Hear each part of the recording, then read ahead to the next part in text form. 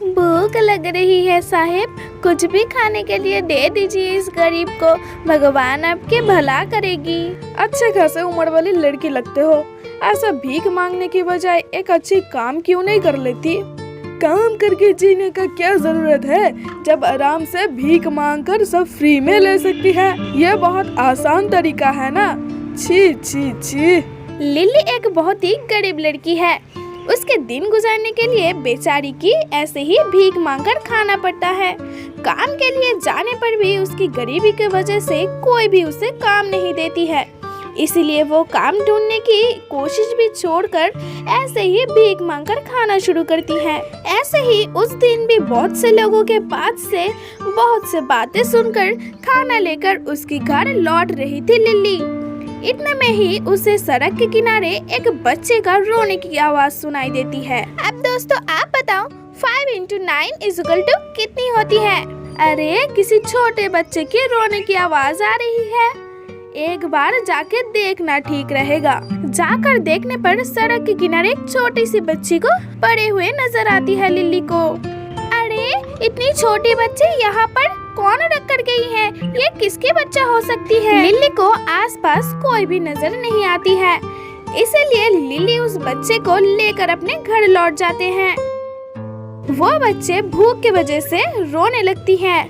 मेरी पास सुबह भीख मांगकर कमाए हुए थोड़े पैसे है ना, उससे इस बेचारे बच्चे के लिए दूध खरीद कर लेकर आकर पिलाती हूँ। ऐसे सोचते हुए उसके पास जो भी पैसे थे उससे थोड़ा दूध खरीद कर उस बेचारी को पिलाती है लिली। उसके बाद वो बेचारी रोना बंद करके हंसने लगती है। वो देखकर बहुत खुश हो जाती है लिली। ये बच्ची मेरे पास क्यों आई है ये तो मैं नहीं जानती हूँ, लेकिन इसकी यहाँ पर होने से मुझे बहुत खुशी मिल रही है। अब से ये भीख मांगना बंद करके मैं कोई भी एक काम कर लेती हूँ और इसे अच्छे से पालती हूँ। इसके नाम पीरू रखती हूँ। ऐसे कहते हुए वो तब से भीख मांगना बंद करके यहाँ वहाँ काम की तलाश करने लगती है और ऐसे जाकर एक घर में काम वाली बाई की काम मिलते हैं उसे। ऐसे कुछ दिन गुजर जाती है और पीरू भी बड़ी हो जाती है। ऐसे हर रोज काम करके अपनी बेटी को कोई भी चीज की कमी नहीं होने देती है लिली। माँ मुझे स्कूल में फर्स्ट रैंक मिली है। मैं ऐसे ही पढ़ाई करके एक दिन बहुत बड़े ऑफिसर बनूंगी और तब आपको कोई भी परेशानी नहीं होगी।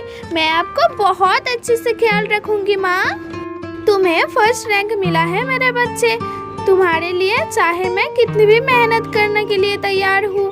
तुम ऐसे ही पढ़ाई करो। ऐसे कहते हुए अपनी बेटी को देखकर खुश होने लगती है लिली।